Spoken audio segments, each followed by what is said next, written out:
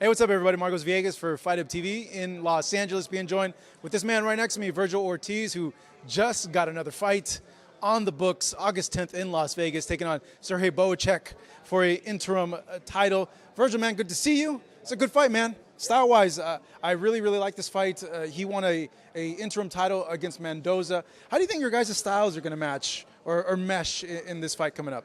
It's gonna be pretty good. You know, he's a come forward fighter just like I am. You know, and it's one of those fights that it's a recipe for an exciting fight. When you match your guys' skills on paper, like what puts you over him? I mean, on paper, you know, if you're looking at just the records, you know, you got a 23 wins with 22 knockouts, one loss. I won all my fights by knockout. Obviously, you know it's gonna be a firefight. You know, there's no doubt about it. I mean, the chances of a KO are basically like, if you bet on that, you're gonna have to bet more to you know what I mean? Like, what's it called? The favorite? Like, You're expecting a knockout. It's yeah. Either way, you know, it's gonna be a good ass fight. Now, the last few fights you've had, you've ended them really quick. Do you think this one goes a little longer? Just given, you know, he seems to be pretty durable. It is. Yeah. It's gonna go a lot longer. Yeah. Just to answer your question. Yeah. So, bro, how you been, man? I know last few months have been kind of frustrating for you. You know, you want your shot. You know, I know we visited you at the gym. You said, hey, man, you felt that you should be fighting Madrimov for the title. But how's this whole process with Tim being off the card August 3rd? We thought you were going to get that fight, and you fighting, you know, here in your own card. It's cool. Like, you know, that interview came out. I was a little frustrated at the time, but you know, we still got shit going on. You know, so it's I'm not really frustrated anymore. You should have posted that video like as soon as it came out. You know what I mean? It came out like a few days ago. I already had a fight. No, it was like 2 weeks ago. To be fair, but yes, you are right. It was filmed when I think that fight was first announced. Yeah. So, anyways, no, I mean, I'm not frustrated at all, really. If anything, I'm more motivated than ever. You know, more motivated. I feel like, you know, a lot of people are saying that this fight might even be harder than the Tim Tsyzu fight, and I agree, it could be. You know, so we're not taking him lightly at all. I don't take anyone lightly, but definitely not taking this one lightly. It's yeah. Bro, you filled out more, man. Yeah, dude. Like, I was looking at your back and your shoulders. I was like, you look, from a year ago, you look more filled out. You think so? I feel good. You know, growing into the weight now. Yeah, I think so. I feel good. I feel strong. You know, man. Physically, mentally, man, I'm ready. I'm ready to throw down, bro. Are you at all still looking at Tim Tsyzu as an opponent in the future? Do we still get to see that fight by the end of the year if you win this interim title? Of course, not looking over this hard-ass fight I got in front of me. It still happens. It's going to happen. Yeah. 100%? Yeah. Because I'm looking at, like, the pieces, the chess pieces, and there's something that you've talked about for a very long time, fighting Errol Spence. And it seems like the stars are kind of aligning because he has that fight with Fundora, and you could be, you know, there for the winner. Yeah, I mean, like I said, it's gonna happen. We were willing to take the Tim fight even after he lost because we know it's still a good fight. Just because he lost doesn't take away from him as a fighter. You know, God forbid I lose this one, and I'm not saying that I am, but God forbid it does happen. It's still gonna happen. That fight with Tim's still gonna happen. You know, and it's just one of those classic HBO fights. You know what I mean? When you go watch it, it's like a throwback HBO fight. Fuck, it's gonna be a good fight. You want that type of fight? Fuck yeah. And this one, I feel like this one's gonna be one too. Yeah. This one's gonna be one too. Oh man, because I don't know. Like, do you guys ever come in and be like, you know, I don't want to get hit a lot. I just want to get in and out, like, quick. Like, I don't get paid for overtime. I love that, but not as a mentality. If it happens, great. But I don't go in with that mentality. You know, like when you go in thinking that this job is going to be easy, then it's hard. You're just like, God damn it. Versus you go into a job thinking it's going to be hard. Oh, fuck, it's about to be hard. And then next thing you know, you're out of there. You're right. Then it's like, oh, well, fuck. Like, you know what I mean? That's just how it is. Yeah. So right. you gotta go in with that mentality that's going to be hard. So even if just in case it is hard, well, fuck, I was ready for it. You know, speaking of Errol, you know, given how he looked in the Crawford fight, like, do you see him winning against Fundora, or do you think, like, wow, man, Fundora got a real shot at beating Errol?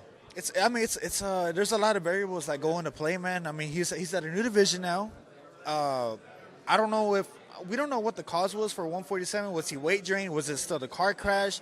Did he just have an off night? There's a lot of things that could have went into play in that Crawford fight. I thought Crawford was going to win anyways, but not like that.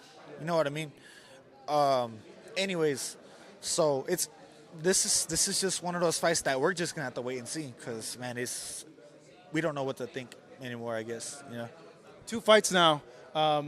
Good that you're active. The health problems, that's a thing of the past now, right? You've taken care of that? Yeah. Oh, yeah, for sure. Yeah, we're way past that. I forget about it sometimes. You know, some people bring it up. I'm like, oh, shit, that happened? But, no, I'm good. I'm good. What made the difference? Was it really the weight jump that made the difference, that you were just cutting way too much weight and it was just too exhausting on your body? No, it wasn't even. I mean, look, the weight, it wasn't the main problem. Of course, like we've had other problems that led to me not making weight, which of course leads to people saying, "Oh, he's a fat ass. He's undisciplined." You know, and you got some people that don't know shit about anything, talking about shit that they don't know. But you know, whatever it was, we got it taken care of. You know, we're back to where we were, where we feel the best with Robert Garcia. You know, we got my dad in the corner, we got Hector Beltran in the corner, and I mean, that's where I was the best before. So we just went back to what was working, and shit, here we go. Spoke to Oscar now about you potentially fighting a certain someone in a lower weight class. And you tweeted with him, though, but how surprised were you when Ryan said, hey, I want to fight Vergil at that weight? Like, did it take you by surprise that he even mentioned that? I thought it was random. Yeah. I mean, you know, we've talked about it before in the past. Like, hey, if we fight each other, let's fucking do it. You know, it'd be a good fight. Fuck. It's been a long time ago, right? I probably had just started my career. Yeah. It's been like 8 years. Yeah. 8 years, you know. But we talked about it. You know, we're cool with it now. But it was just random the way it just came out. You know what I mean? I don't know. So, is it like a thing that seriously you feel like can happen? Like, you want that one, obviously, because it's a big fight, right? It can happen. Obviously not anytime soon because he's fucking banned. But as far as right now, that's not even in my mind anymore because I don't know what to expect from him. I really don't. So I'm just gonna focus on like what's 100%. We got a fight in front of me. We got other fights lined up potentially if things go well, and I'm just gonna focus. I'm gonna focus on me. I don't focus on anyone else anymore. You know what I mean? You invited him to the gym to spar with you guys. He mentioned that he sparred you 3 times. You corrected him, I believe he said 2 times. Yeah. Then he said that you can't. Like, there's a lot of back and forth. But, I mean, look, we fought twice. Yeah. I don't know where he's getting the 3rd fight from, but we fought one time in 2009. We were 11 years old. And did he beat me? Yeah, but I mean, fuck, it wasn't like we were fucking 11. You know, they're counting punches, they're counting all these little things and counting it like count them as points. And then we fought in I think 2014 or 15. I mean, yeah, we were older, like maybe like 16, something like that. But I mean, shit, like I lost a 2-1 split decision. You know, one judge thought I won. I thought I won. You know what I mean? So it's like, bring up the past all you want. I'm not the one bringing up the past. I'm not salty about it. But I will correct you and say, like, you didn't beat my ass. It was a close fight. We didn't fight 3 times. We fought twice. One of them, we were fucking 9 years old, 11, 10 years old, you know, whatever. So it's just like, I don't know. He's the one bringing up the past. I don't give a shit. If he wants to run it, we can run it. I don't care. Yeah, I spoke to Robert, and he said, hey, it's not a good choice for Ryan to fight you at this point. Like, it won't be pretty for him. Stylistically, Ryan is big. He is fast. How would you guys match up now 10 years later after that last fight you guys had in the amateurs? It's up to him to let you guys see. Yeah. It's up to him. I mean, it'll be a good fight. I definitely. He's going to do a lot of shit talking. I don't talk shit. I don't know. That's just not my thing, you know. I'll probably burn him a few times on Twitter like I've been doing, but that's it. That's it. That's a mega fight, man. Like, part of me does want to see it, but the other part thinks like, well, that's just a big weight difference. He's at 43, 40, you're at 54. Yeah. I see you growing, but then I think Ryan's growing too. Maybe you know, maybe it does happen. He's always been a big fighter. I think he started 130, 135, maybe even something like that. But he's always been a big fighter. You know, I'm not gonna say that. But anyway, so he fills in at 154 well. He really does.